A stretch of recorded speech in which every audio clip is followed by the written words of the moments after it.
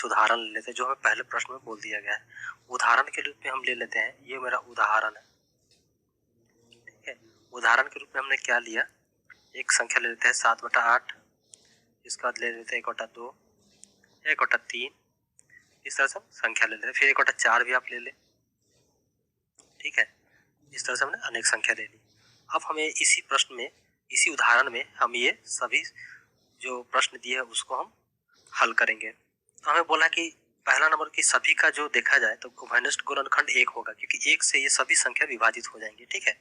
तो ये पहला वाला जो है कोई उभयनिष्ठ 1 के अतिरिक्त जो बोला है यहाँ पे, तो 1 के अतिरिक्त कोई इसका गुणनखंड नहीं है। जिसका शांत दशमलव प्रसार है, आप देखते हैं कि इसका इस संख्या में से किस संख्या का शांत दशमलव प्रसार है, किसका नहीं है। तो देखते हैं कि 7/8, 7/8 को जब हम 7 को जब 8 से हम विभाजित करेंगे तो हमें क्या आएगा 0.875।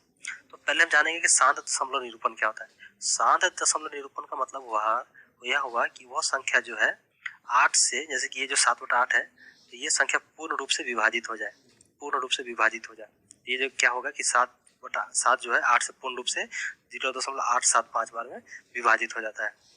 तो इसका मतलब ये हुआ कि ये मेरा क्या हो गया, शांत निरूपण, ठीक है। अब हमें अगले प्रश्न में देखते हैं कि अगला प्रश्न क्या दिया है। एक मतलब ये हमने उदाहरण दिया है 1/2।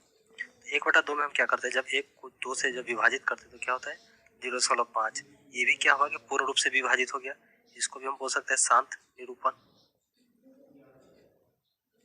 ठीक है, निरूपण है, ठीक है। अब तीसरे उदाहरण में हमें क्या दिया है 1/3, हमने लिया 1/3। तो 1/3 को जब हम विभाजित करते हैं तो क्या होगा 0.333 डॉट डॉट डॉट डॉट क्या हो जाएगा, अनंत तक चला जाएगा। तो यहाँ देख रहे कि जो 3 का जो सिलसिला है वो अनंत तक चला जा रहा है। ये मतलब ये कहीं भी पूर्ण, ये एक जो है 3 से कहीं किसी भी तरह से पूर्ण रूप से विभाजित नहीं हुआ। तो इसका मतलब ये क्या हो गया, ये अनंत तक चला गया। इसके लिए क्या बोल सकते हैं, इसको हम अशांत, अशांत निरूपण है, ठीक है।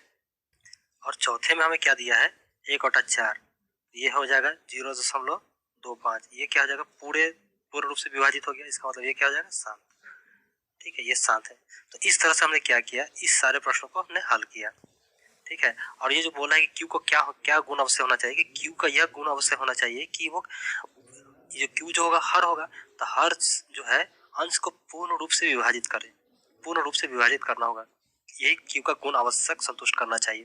तो आशा है कि आपको ये सोल्यूशन समझ में आए होंगे।